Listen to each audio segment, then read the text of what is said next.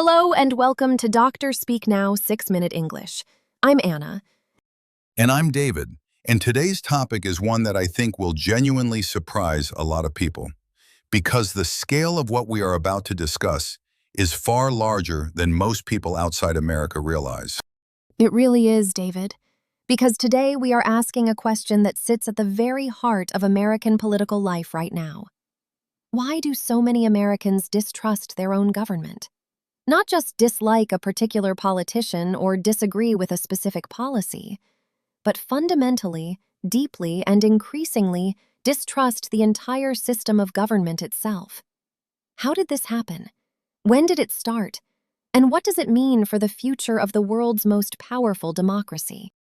This is a question that affects not just Americans, but everyone on Earth who depends on American stability and leadership. Exactly. But before we dive in, I have a question for you, David. Ready. The Pew Research Center has been tracking American trust in the federal government since 1958. In 1964, just after the presidency of John F. Kennedy, what percentage of Americans said they trusted the government in Washington to do the right thing most or all of the time? Was it A, 45%, B, 62%, or C, 77%? Wow. I have a feeling this number is going to be dramatically higher than what it is today. I'll guess B, 62%. Very interesting guess. I'll reveal the correct answer later in the program. Now, let's get into it. Trust in government is not simply a feeling. It is the invisible foundation upon which democratic societies are built. When citizens trust their government, when they believe that public institutions are broadly competent, honest, and working in the public interest, they are more likely to pay taxes willingly, obey laws, participate in civic life, accept election results, and cooperate with public health measures. When that trust collapses, when large numbers of citizens believe their government is fundamentally corrupt, incompetent, or actively working against them, the consequences are severe. Laws become harder to enforce, elections become contested, public health crises become political battlegrounds, and the social fabric that holds a diverse, complex society together begins to fray in ways that are very difficult to repair. The collapse of trust in American government did not happen overnight. It has been a slow, decades-long erosion, punctuated by specific events that each delivered a significant blow to public confidence. The assassination of President John F. Kennedy in 1963 planted the first seeds of doubt, particularly as conspiracy theories about government involvement began to circulate. The Vietnam War, in which the government repeatedly told the American public that the war was being won, while classified documents later revealed that officials privately believed it was unwinnable, created a profound sense of betrayal among a generation of Americans. The Watergate scandal of 1972 to 1974, in which President Richard Nixon was found to have personally authorized illegal activities and then lied about it, confirmed for millions of people that the most powerful office in the world could be occupied by someone willing to deceive the public for personal political survival. Nixon resigned in disgrace, but the damage to institutional trust outlasted his presidency by decades. Professor Robert Putnam, a political scientist at Harvard University and author of the landmark book Bowling Alone, has documented how social trust not just in government, but in fellow citizens and community institutions, has declined dramatically in America since the 1960s. Putnam connects this decline to the simultaneous collapse of civic participation, falling membership in community organizations, declining voter turnout in local elections, reduced involvement in neighborhood associations and religious communities. His argument is that trust is not just an attitude, it is a social muscle, and like any muscle, it weakens when it is not regularly exercised through meaningful participation in shared civic life. As Americans have withdrawn from community life and retreated into increasingly private, screen-mediated existences, the social infrastructure of trust has atrophied, weakened through disuse. So, Anna, The distrust of government is not just about politicians behaving badly.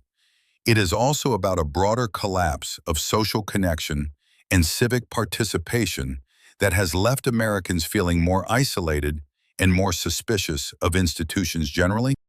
Exactly. And here is where the modern media environment enters the picture and dramatically accelerates the problem. Professor Kathleen Hall Jamieson, director of the Annenberg Public Policy Center at the University of Pennsylvania and one of America's foremost experts on political communication, argues that the transformation of the American media landscape since the 1990s has been one of the most powerful drivers of institutional distrust. The rise of partisan cable news, channels that present news not as objective reporting, but as ideological entertainment designed to confirm the existing beliefs of their audience, has created what Jameson calls echo chambers. An echo chamber is an information environment in which a person only encounters views, facts, and interpretations that reinforce what they already believe, with contradictory information filtered out. Inside an echo chamber, government appears not merely imperfect, but systematically corrupt and malevolent, because that is the story that keeps the audience engaged, angry, and watching. And social media has turbocharged that dynamic, giving every conspiracy theory, every allegation of government wrongdoing, every piece of misinformation the same apparent credibility as verified journalism. Precisely. And the consequences have been staggering.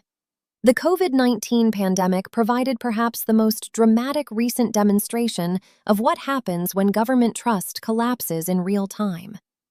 When American health authorities, including the Centers for Disease Control and the National Institutes of Health, issued guidance on masks, vaccines, and social distancing, a significant proportion of the American public responded not with compliance, but with suspicion. Not because the science was unclear, it was not, but because the institutions delivering it had lost the credibility required for their recommendations to be accepted.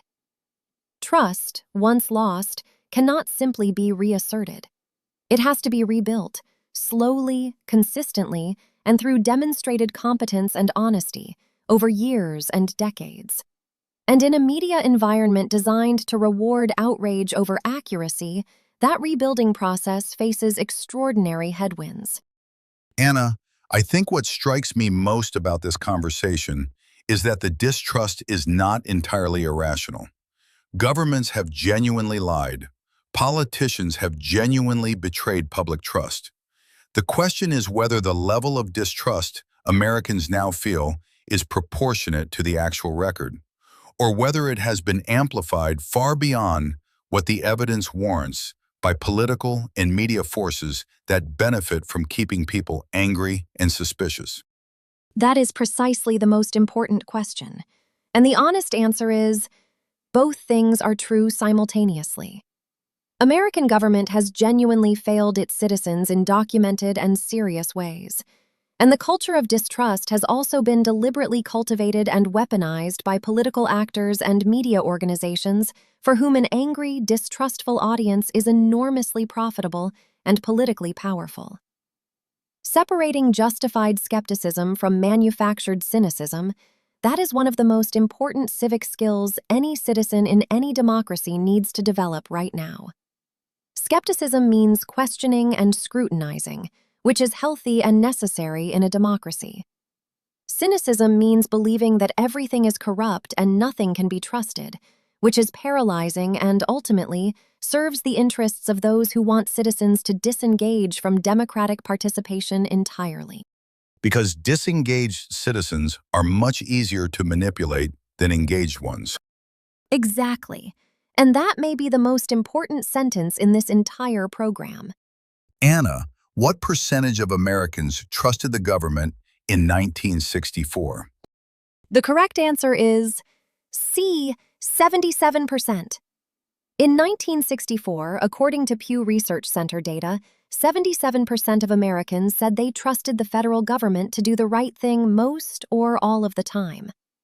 By 2023, nearly 6 decades later, that figure had fallen to just 16%, from 77% to 16%.